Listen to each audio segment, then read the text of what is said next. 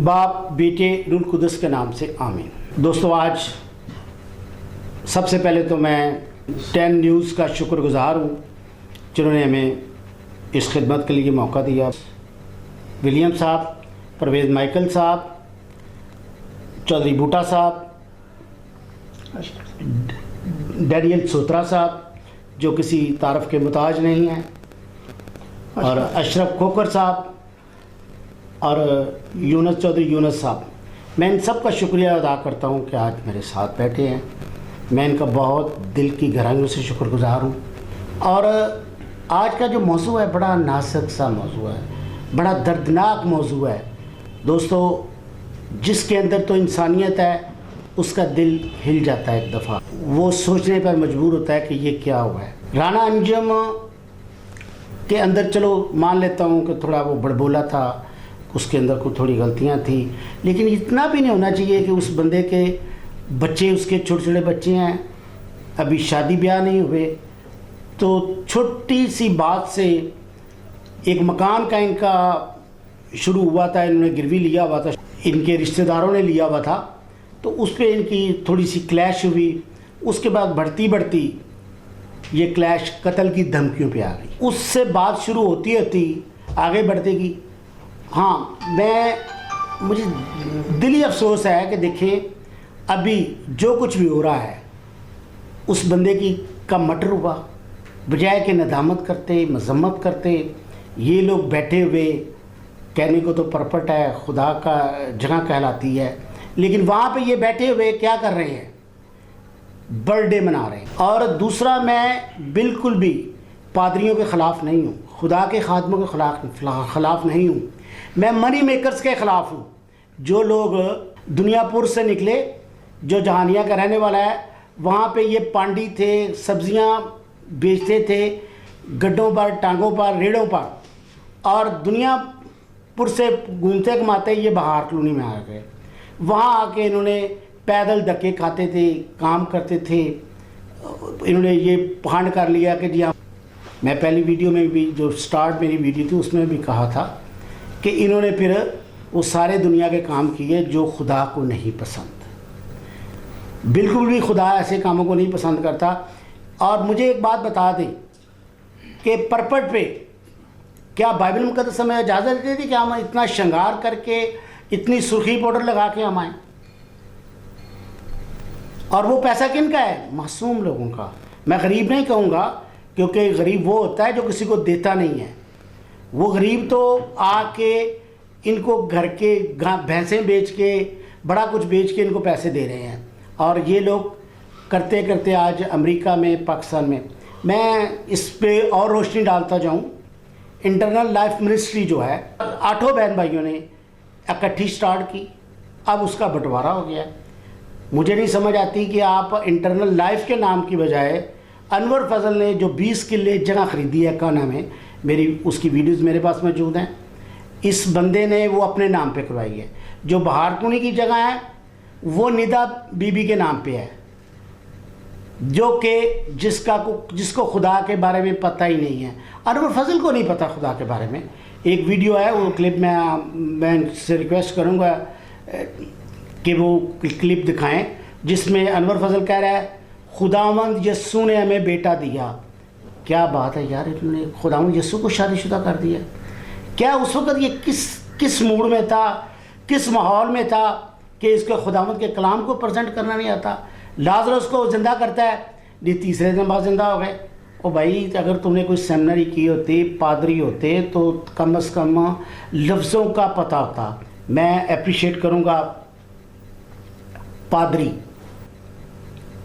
नासिर जमील को, बहुत अच्छा स्पीकर है और खुदावंद का कलाम अच्छी तरह प्रेजेंट करता है, मज़ा आता है उसकी बात सुनने का। ये जब बंदा बोलता है तो समझे कि झूठ ही बोल रहा है। इनका वतीरा है बाइबल मुकद्दस को हाथ में पकड़ के, इनको तो खुदा का डर ही नहीं लगता। जब बाइबल मुकद्दस में लिखा हुआ है कि आप हाँ का ना हाँ में, ना का ना में दे दें, तो ये क्या करते हैं, बाइबल मुकद्दस को हाथ में पकड़ते हैं और झूठ बोलते हैं। फिर एक वीडियो है इसकी सिंगापुर की, वहाँ ये कह रहा है कि मेरे दादा के बाग थे, मेरे दादा की फैक्ट्रियाँ थी इंडिया में, मुझे ज़रा उसका प्रूफ ला दे, कहाँ वीडियो कहाँ बात है इनके। राणा अंजम के ऊपर है, उसकी बेवा बीवी के ऊपर है जो मजलूम है, और उसके बच्चों के लिए हमारी फरियाद है कि खुदा रा ये कहते हैं जी उसका कत्ल हमने नहीं किया, मान लिया, मैं नहीं कहता। हम कौन होते हैं कि इनके ऊपर साबित करें? ये तो रियासत का काम है, पुलिस का काम है कि वो उसके ऊपर। ये सर रियासत का, पुलिस का, कानून का काम है, मगर जो व्हाट्सएप कॉल मैसेज आए हैं, कॉल किए गए, ऑडियो मैसेज सेंड किए गए हैं, जो वसीम माड़ा साहब है उन्होंने कहा कि मुझे 15 लाख रुपया दिया गया है राणा अंजम को कत्ल करने के लिए, और जबकि राणा अंजम ने अपना मैसेज सोशल मीडिया के जरिए ऑलरेडी पहले ही दे चुके हैं। तो क्या ये माड़ा को सुपारी दी गई थी? ये बात बिल्कुल ट्रू है, और मैं पहली एक वीडियो में भी ये बता चुका हूँ। मेरे भतीजा और मेरा बेटा फजल इमरान के पास काम करता था, इसने निकाल दिया। इवन कुछ अब्यूज़ भी कहीं कि जी ये लोग अच्छे नहीं हैं, और फिर मुझे कहता है जी आप छोड़ के मेरे पास आ जाओ। इसने मुझे कहा था कि मैं 15 लाख देता हूँ, इसकी टांगों पे गोलियाँ मार दो। गोली तो गोली है, गोली जब बजती है तो वो ना टांग देखती है, ना पेट देखती है, ना सीना देखती है। इसका मतलब यह है कि इन्होंने सुपारी दी।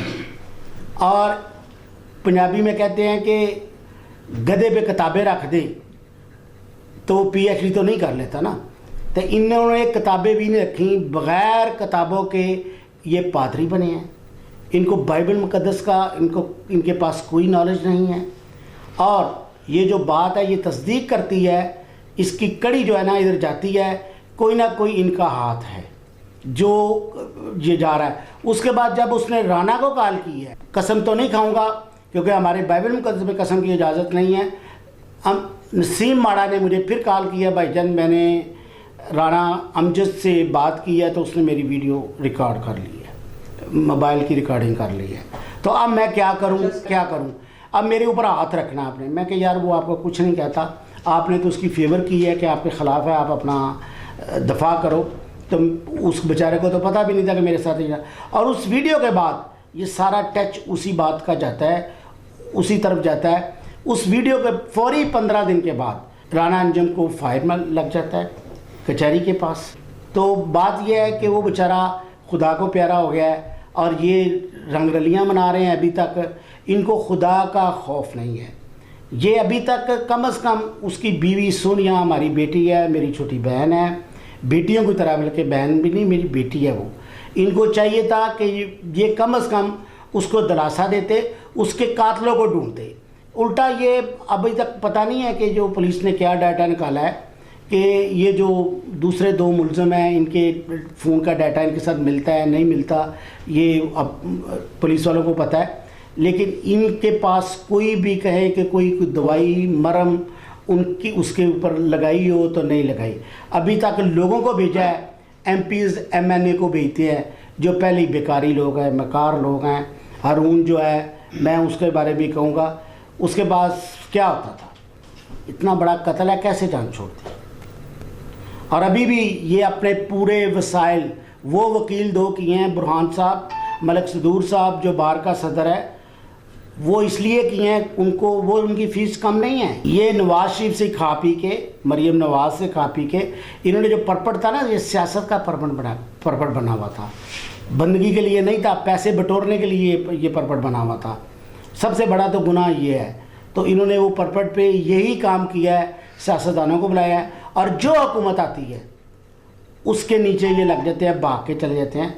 मेरी इमरान खान से, चीफ ऑफ जस्टिस से, IG पंजाब पुलिस से, तमाम एजेंसियों से, तमाम रियासत से, हुकूमत से दरख्वास्त है कि मेहरबानी करके इस कत्ल का कोई अजाला निकाला जाए और इस कातलों को ढूंढा जाए और इनकी ज़मानत कैंसिल होनी चाहिए। जो पास्टर भी नहीं है, वो भी पास्टर नहीं है, तो शौकत के पाँव को हाथ लगा रहे हैं। इनको शर्म नहीं आई कि कहते कि यार मेरे पाँव को हाथ लगा। पाँव को हाथ लगाने के लिए सिर्फ मेरा यस्सु है। मैं अपने यस्सु के अलावा किसी को नहीं मानता, ना किसी के पाँव को हाथ लगाऊंगा। तो शो पता चल गया है, तो ये कहने का मेरा मतलब है कि ये दुनिया को पता चलना चाहिए, असल चेहरा सामने आना चाहिए। बेशक ये नहीं है, इसके बैकग्राउंड पीछे जो वजह वो तो सामने आनी चाहिए ना। हाँ जी, बड़ा अच्छा प्यारा सवाल है आपका, बड़ा इंटरेस्टिंग सवाल है, दिलचस्प सवाल है आपका। बात यह है कि यहाँ पे जिसके पास बाबा कायदे आज़म है बड़ा कुछ हो जाता है। ये वकीलों को क्या है, जजेस को भी ख़रीदने की कोशिश करेंगे क्योंकि इनके पास पैसा है। बात यह है कि ये जो कुछ भी हो रहा है ना, मैं आपको इसका रिजल्ट ये निकाल दूँ, ये जितना मर्ज़ी करें इनसे ये फंदा नहीं छूटने वाला। जब तक हमें असल कातिल ना मिला हम छोड़ने वाले नहीं हैं। पाकिस्तान जिंदाबाद, पाकिस्तान आर्मी जिंदाबाद, हमारा वज़ीर आज़म इमरान खान जिंदाबाद।